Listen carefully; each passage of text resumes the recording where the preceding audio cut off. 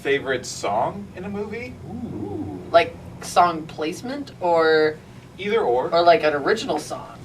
Either or. Okay. Whichever. All right. Well, this one I was actually just talking about, and the more every time I think about it, it kind of blows my mind a little bit.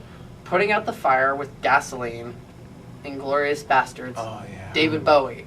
That was a good one. That's really, again, Quentin Tarantino should do a video for him.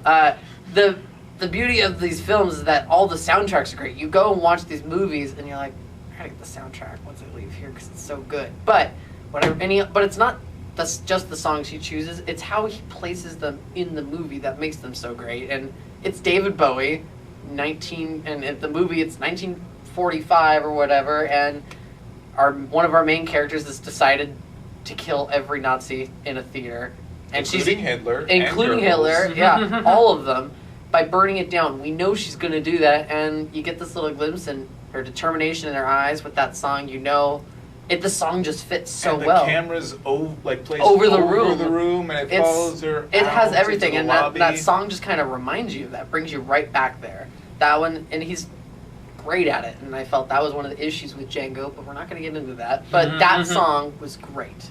And as far as original songs, I have an affinity for the song from Once, Falling Slowly. That's a great song. It's a great song that stands on its own, but also I just remember that year at the Academy Awards when they performed it, and they were up against 2 songs from Enchanted and 3, I think. You're right. They were up against 3 songs from Enchanted and 1 from August Rush, which was just a choir singing a song. And then there's these 2 unassuming people that come out and they perform this song. It's so sweet, just like the movie, just like the song is, and they win the Academy Award. I felt it was justice. It wasn't just Alan Menken winning his 19th award. It was 2 people writing a song, well placed in a movie, and it worked. And then on top of that, she didn't get a chance to talk when they got the award, so Jon Stewart, after the break, called her out so she could thank the people she wanted to. I love that. That's incredible. It's a great moment, and one of the rare human moments at the Academy Awards. Yeah, well, I mean, it was just cool that Jon Stewart was like, hey, someone didn't get their chance to speak, and I think she deserves it. Marketa Irglova, come on out. And why didn't she get? Was it because they ran out of time? Did Kanye interrupt her? No, that's that other girl you're thinking of. No, but it was. So I like that. It just has a lot of great memories attached to it, and that movie was good. All right. Yeah. Or Mo? Anyone? Oh, well, there's so many I could go on about, but one that I really love is the opening credits song in Drive, which is Night Call. Yeah. Kavinsky. Was that the real human being and a real hero? They played that twice, but that was in a different spot. Okay. I think it was really well placed in that movie. It was, yeah. But for me, it just sets the tone so perfectly. You start off with this super cool chase sequence, and then suddenly you go to these lonely scenes of Ryan Gosling driving through Los Angeles at night, and you've got these mournful lyrics about, like how, there's something inside you, it's hard to explain, you're just the same. And it's just like the kind of like going from the action to this like this song that like really captures this isolation. I think that just like keyed straight into the soul of that movie was that, he's just a kid who's alone in the universe, and the kind of the sad sweetness of that. And I think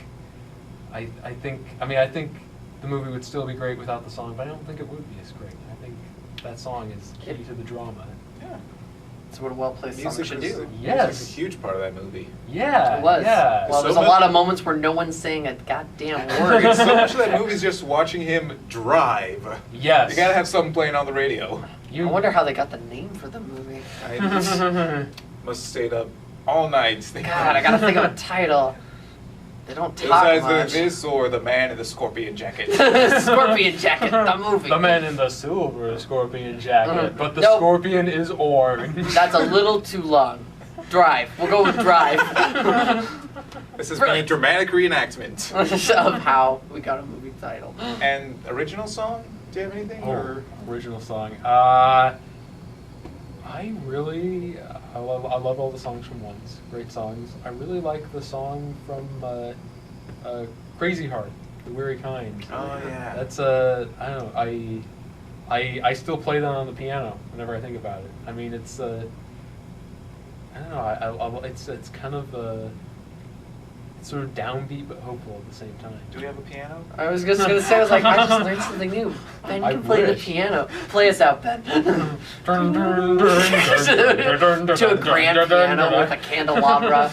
Air piano. All right, next video, grand piano, candelabra, making it happen. Mo. Favorite song placements. This is a recent one, but Old Whiskey Bar in The World's End. Oh yeah. They're walking through Newton Haven. They know that they're like the only humans left, and they're just trying to blend in as much. And it's just show me the way to that old whiskey bar. And they're so alone, and everyone's turning their heads as they walk past, and it's perfect. There's a lot of great music moments in that one. There is. Edgar Wright. Well, He knows he's how to up pick his it. game every time. And while we're at it, Don't Stop Me Now in Shaun of the Dead. Yes. Where they beat the Nice. pool sticks on that zombie in time. I like that in that scene, the zombie's just like, "Argh." He's more annoyed than angry. They're just like, I don't know what to do here. Since we're talking about Edgar Wright, can I add the Ramona song from Scott Pilgrim? Oh yeah. It's a geniusly moronic song, Well, knowingly moronic. where first we hear it's Scott playing it, and then we hear it's when Ramona leaves, and it's just so sad. He's just banging his head on the telephone pole. Donk. And favorite original song. This is me being like my weird underground hipster kind of guy, Oh, but that's you gonna let that fly?